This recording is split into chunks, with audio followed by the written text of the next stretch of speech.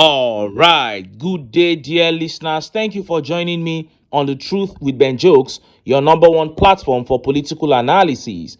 2027. No single party can defeat TINUBU, ex-presidential candidate Onovo. You see, sometimes when I see opinions like these, I want to just conclude that these are TINUBU's paid supporters, just going all around trying to deceive people.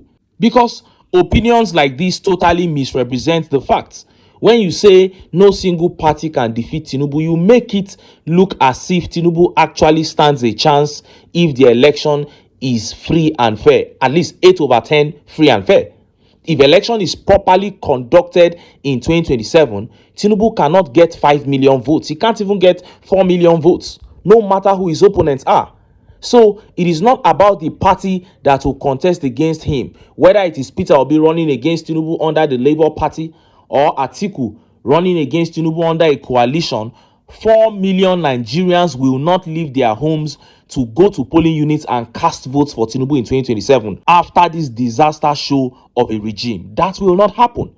TINUBU's plan is to rig, just as he has always done. And the only way to stop him is to get the electoral laws amended to accommodate the transfer of election results from polling unit to the IREV in real time. That is the only way to stop this disastrous regime. So let's just stay on the fact instead of talking as if there's going to be a real election and TINUBU is hard to beat. That is not true. The man is going to lose woefully if elections are conducted properly. Now, let us get to the top story. President of Ghana, John Mahama, has shocked ECOWAS by disgracing their chairman, TINUBU, barely 6 months after TINUBU attended his inauguration. At this point, ECOWAS must begin to consider getting another chairman if that body is all about progress. Before I show you details of this top story and how Nigerians reacted, let me quickly show you this video. Now, the Minister of Power announced that we have moved from generating 4,000 megawatts to 5,000 megawatts, and I said it was not worth celebrating, but some people thought I was being harsh on the minister. But I was simply saying that because what he is talking about is nothing compared to our energy requirements. Now, you watch this video. Thank you very much.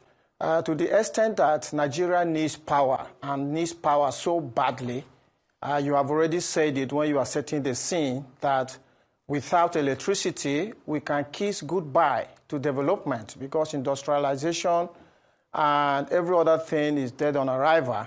So to the extent that we need more megawatts and then there is an incremental increase in megawatt, it's a good thing, it's good news.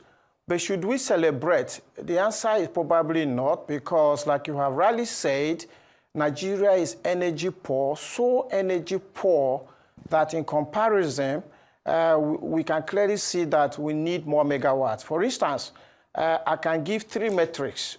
Number one is South Africa, because it's an African nation. There are 65 million people. Their electricity supply is about 55,000 megawatts, which is 11 times more than what we're talking about in Nigeria. Then we can go over to Brazil. I choose Brazil because it's like our mate, and they also have 200 million people like us. They are supplying 150,000 megawatts, which you look at the 5,000 we're talking about then, is nothing to really celebrate about. And then we can cross over to Qatar. I'm selecting Qatar because Qatar is a gas nation like Nigeria. And Qatar has a population of about 3 million people. And they are supplying 8,000 megawatts of electricity. So you can see that 3 million people are enjoying more electricity than Nigeria's 200 million people. So our energy poverty is something that needs to be addressed, and very urgently too, if we're serious about development in Nigeria. You heard that. Nigeria, with over 200 million people, wants us to celebrate 5,000 megawatts generation. But South Africa, with 65 million people, has 55,000 megawatts, 11 times what we are being told to celebrate. Does it not even sound unreal? Then a Brazil with our population supplies her people 150,000 megawatts of electricity.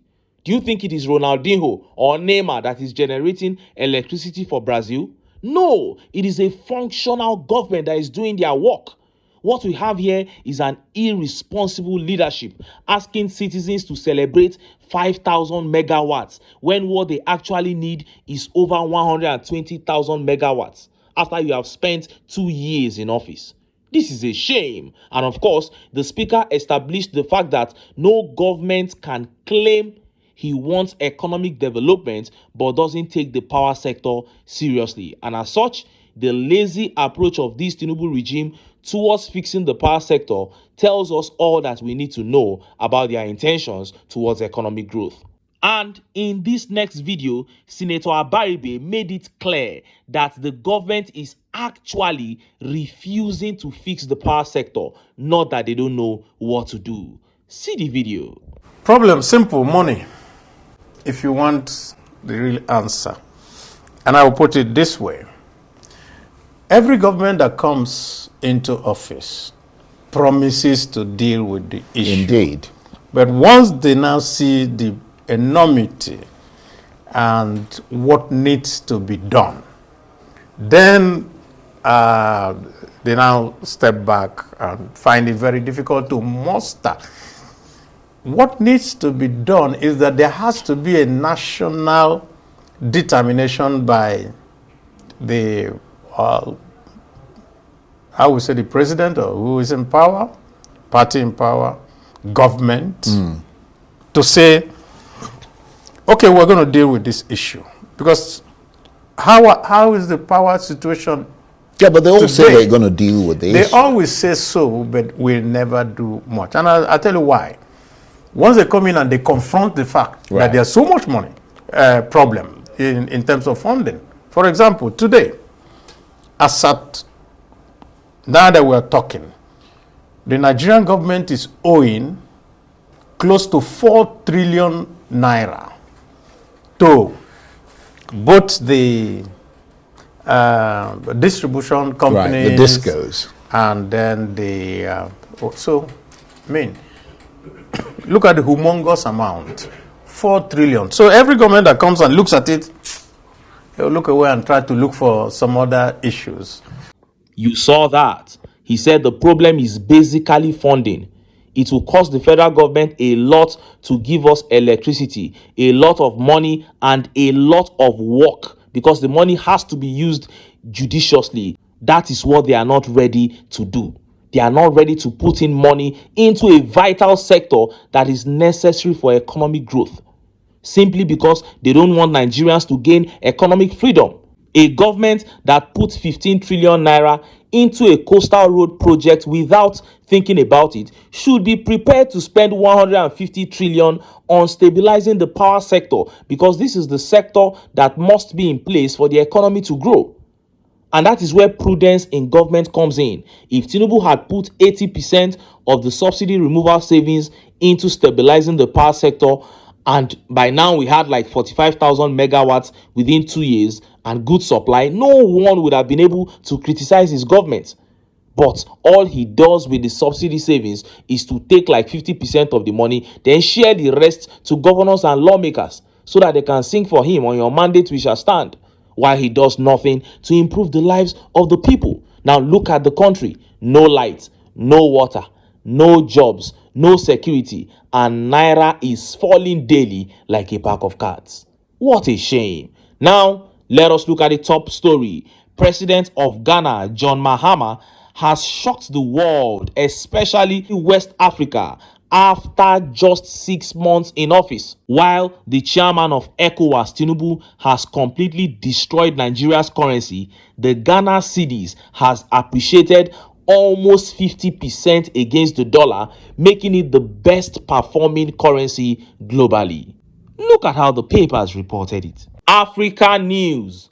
The Ghana cedi has gained nearly 50% against the US dollar in 2025, making it the strongest performing currency globally this year. Ghana cedis has emerged as the world's strongest performing currency in 2025, appreciating nearly 50% against the US dollar since the start of the year. Beginning the year at around 15 cedis to the dollar, the cedi has climbed steadily to trade just above $10 mark, bolstered by improved investor sentiment and a wave of positive economic development. The rally has been underpinned by Ghana's ongoing recovery from its recent debt default and economic turmoil. Investors have responded positively to the country's strengthening fundamentals, particularly its performance in gold and oil exports and its ongoing support from the International Monetary Fund. On Monday, the cedi opened at 10.21 Ghana cedis to a dollar, reflecting a 7% rise from the previous Friday's close of 10.25. According to Bloomberg data, no other currency has matched the cedi's gains this year.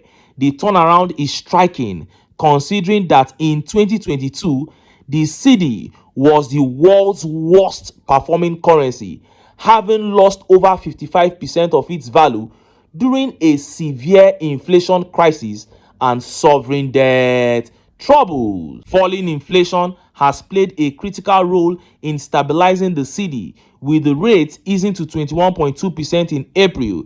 The Bank of Ghana has pursued a firm monetary policy stance to support the currency, including a surprise 100 basis point rate hike in March, raising the policy rate to 28%. These moves have been aimed at curbing inflation and attracting foreign investments, and the moves are working perfectly. They said investor confidence has been boosted in the way the president is ruling, he and his cabinet members, the way they are going about their things, bringing out their ideas sincerely. Investors are highly impressed and they are trooping in, and therefore the currency began to rise. We are not talking about audio investors. We are not talking about lying here, where these people will just gather here in Nigeria and be telling lies that they are meeting investors. How many times have you heard that the president of Ghana was running all over the world to beg investors to come? No, the man just sat down and did the right thing, and investors began trooping in. Meanwhile, we have a TINUBU who is the ECOWAS chairman, the same ECOWAS that this president of Ghana belongs to. TINUBU has bought private jets of about 200 billion, servicing the jets with 55 billion naira annually, going around the world saying he's going to talk to investors, yet he has not been able to attract one investors. If anything, the ones that we have here are dumping the country because of poorly thought out economic policies, because of cluelessness of the governing class. And look at how Nigeria and the rest of Africa reacted to this news coming out of Ghana. Let's take some of the tweet reactions. This tweet here by Adeolu says, Nigeria is busy using propaganda while Ghana is winning. That is it. And I've been saying it, propaganda will not run this government for you, Tinubu. And Mr. Ola says, this is what happens when you elect a president with a thinking cap. These are the kind of results that you will get. The kind of result they are getting in Ghana right now from John Mahama. And Chief Olu here says, just another random sample showing that good governance isn't rocket science. You just need good leaders with some decent brain cells. Olu here is insinuating that the ones that we have don't have decent brain cells. But do they have it? Let us be honest. Do they have decent brain cells? And Jeff here says, while the confused and good for nothing APC government is telling Nigerians that it will take years for their useless policies and reforms to yield results, this is what you get when brain dead cycles are in power. Shameless idiots. Oh, and this tweet here by Additional says, official bat, make we still dey trust the process. He tagged Tinubu and is talking to him. Sarcastically, I guess.